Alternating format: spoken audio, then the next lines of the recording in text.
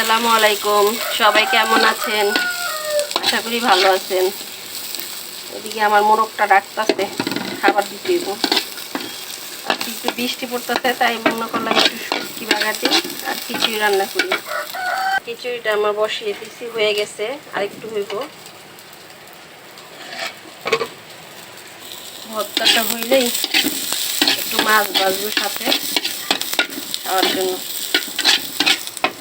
আর আমি পাটায় ভর্তা বানাই না, ব্লেন্ডারে বানাই, ছটপট হয়ে যায়।